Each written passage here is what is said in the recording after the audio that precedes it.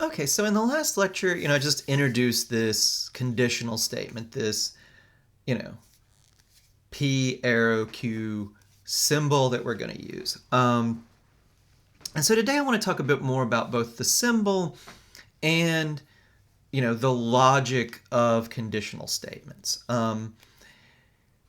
Next lecture I want to talk about one final valid argument with conditionals and a few more complicating things.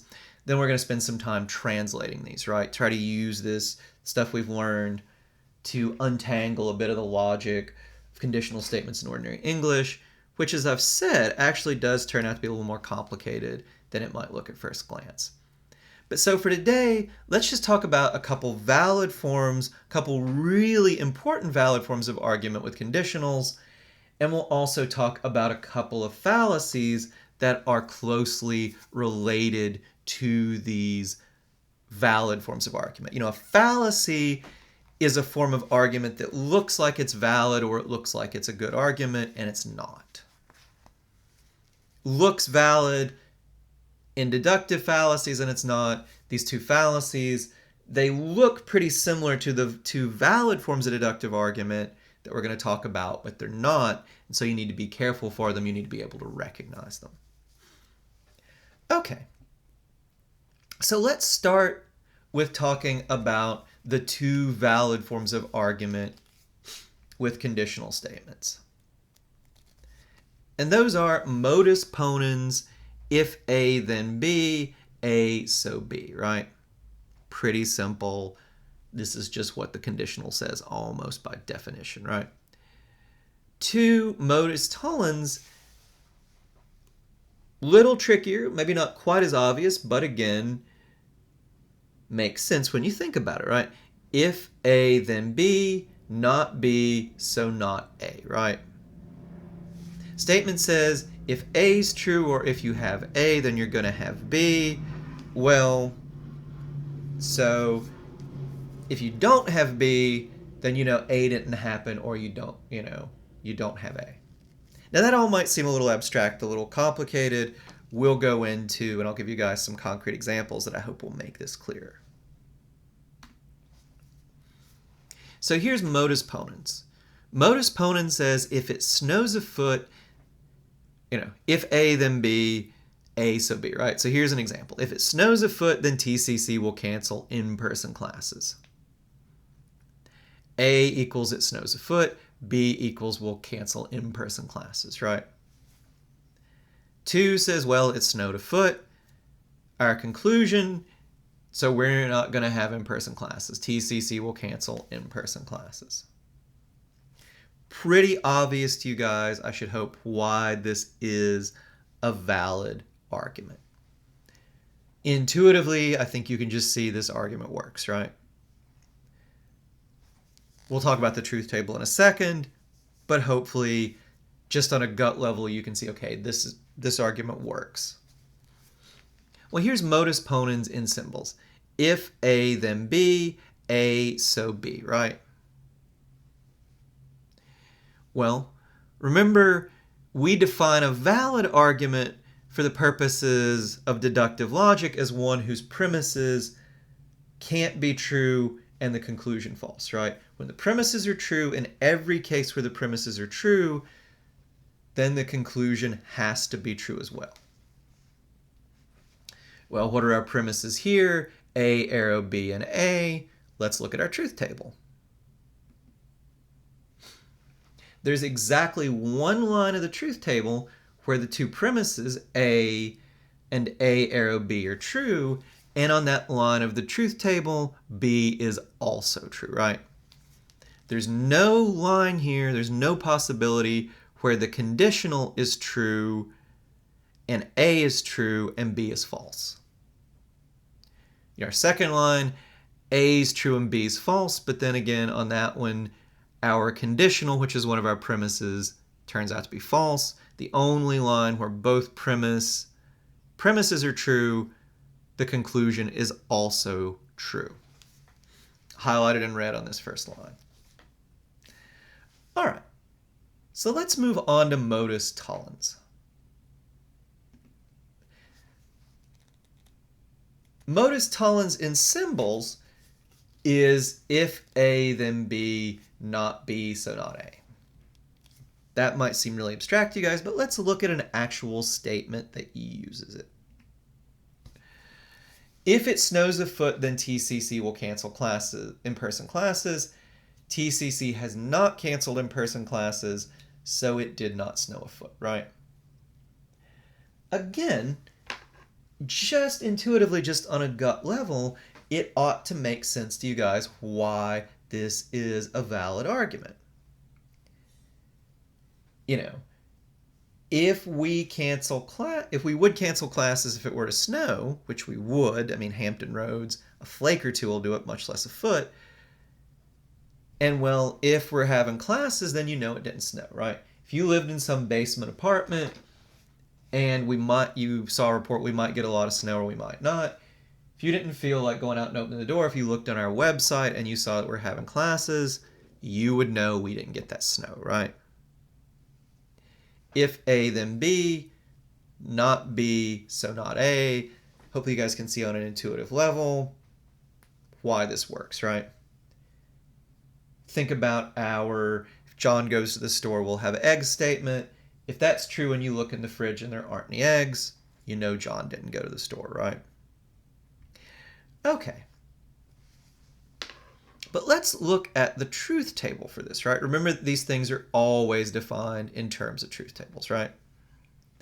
So remember, our premises with modus tollens are the conditional statement, if A, then B, and not B, and our conclusion is not A, right? Well, let's look at the truth table. Again, there is only one line where both of our premises, the conditional statement, if A, then B, and the not B statement are true, and lo and behold, on that line, not A is always true as well. No lines where not B and if A, then B are true, and not A is false, so we can see that this is a valid argument. Hopefully that makes sense to you guys. Now, just to go a little more deeply with this, modus tollens in effect says not B, so not A. Well, and it turns out that this statement, not B, arrow, not A, is logically equivalent to if A, then B. And I think this explains why modus tollens is a valid form of argument, right?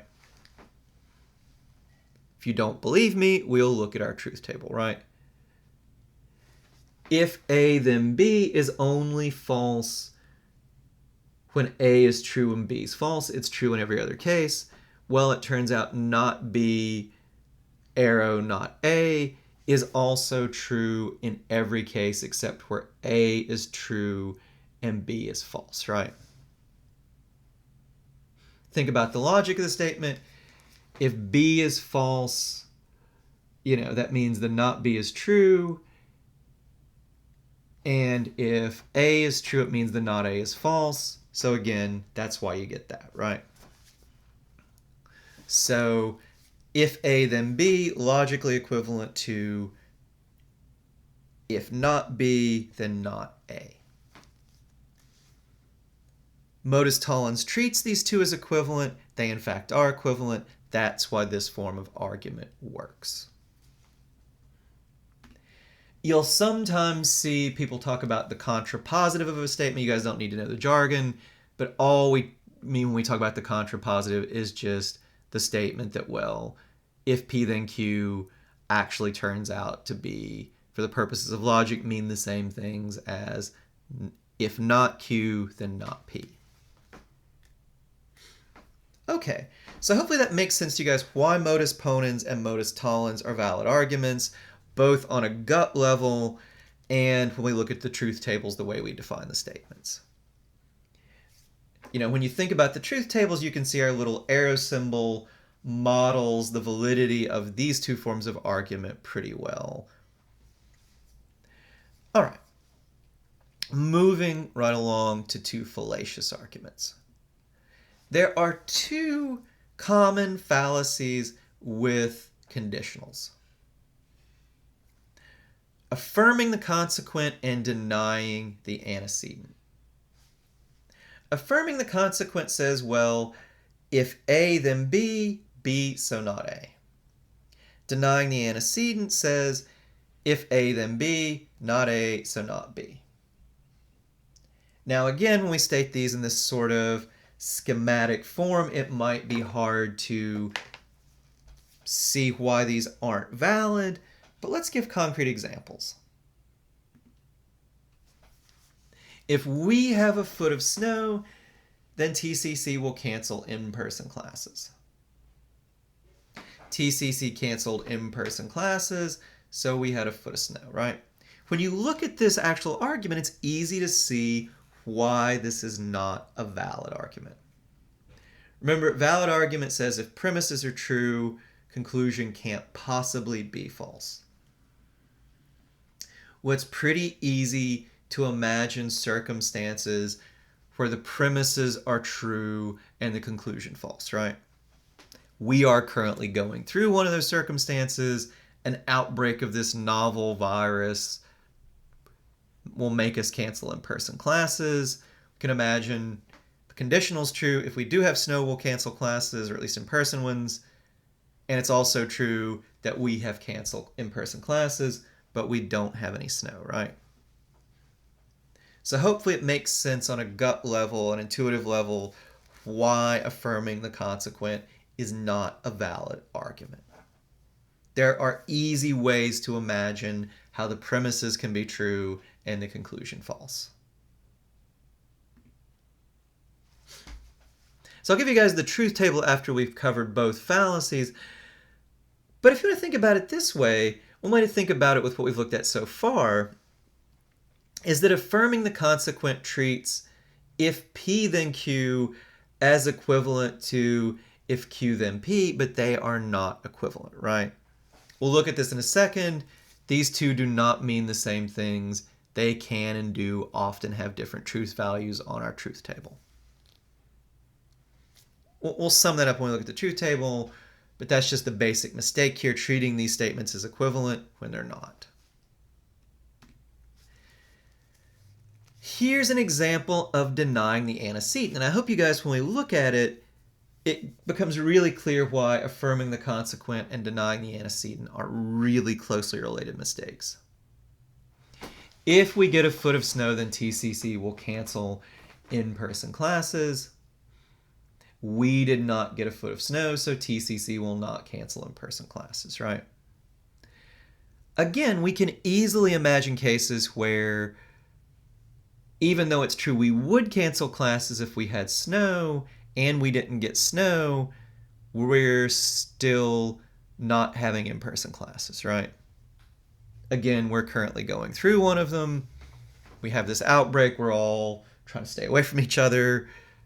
I was going through this one time with one of my classes, and there are grimmer possibilities. One of my students, I gave him this and I didn't explain. I'm like, well, how could this be false? And he's like, well, we wouldn't have classes if there were a nuclear war. And I'm like, okay, yeah, that's true. That's one way to imagine this is premise is true, conclusion false. Wow, you have a grim mindset to jump straight to nuclear war, though, right? How about a holiday? Anyway. Moving right along, I hope you guys, though, can see why denying the antecedent, just on a gut level and intuitive level, not a valid form of argument.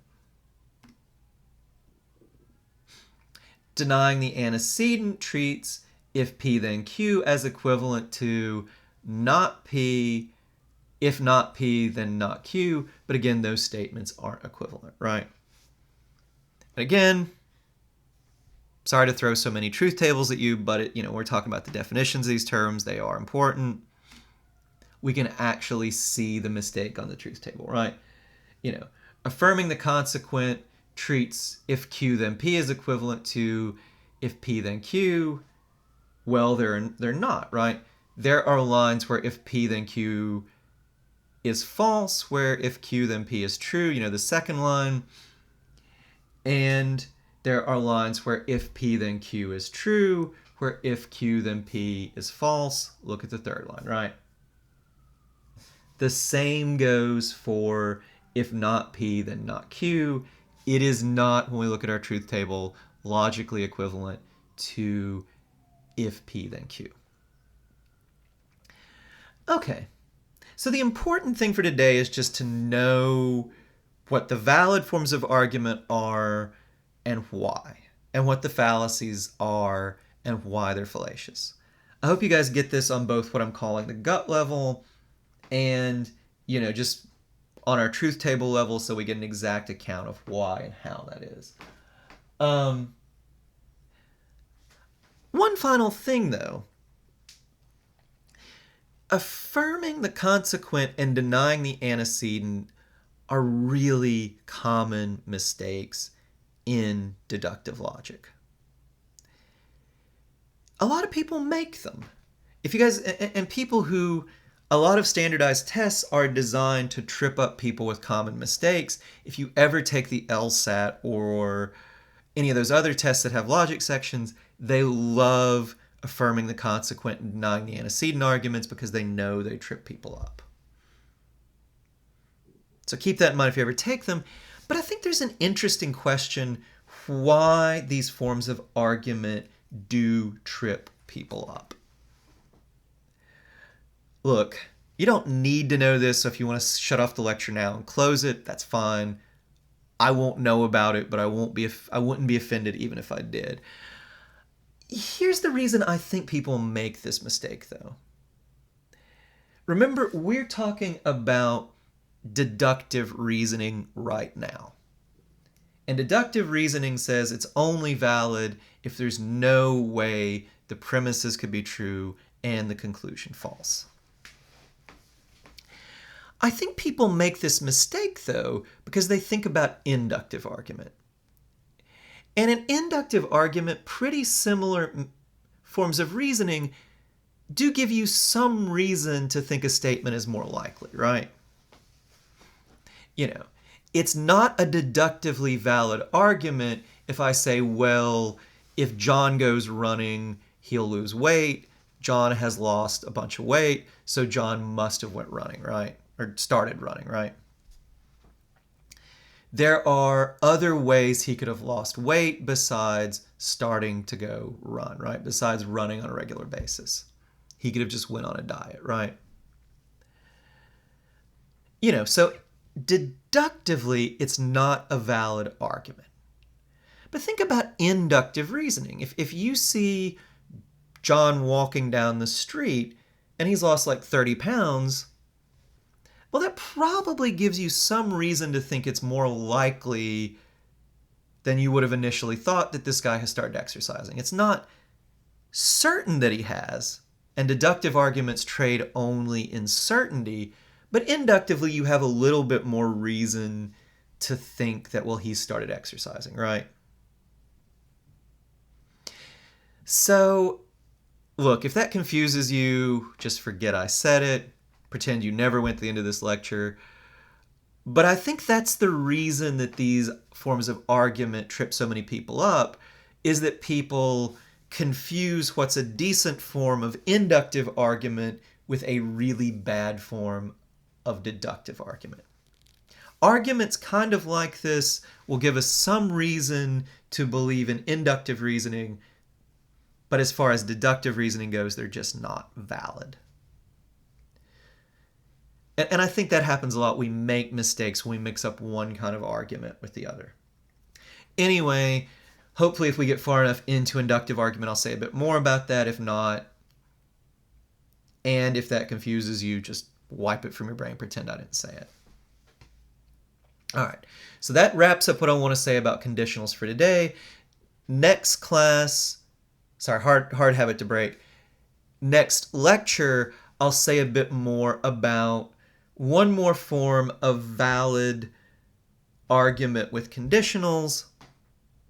And then we'll say a bit more about how we symbolize, how we translate conditional statements. This is going to turn out to be a little trickier than it might initially seem.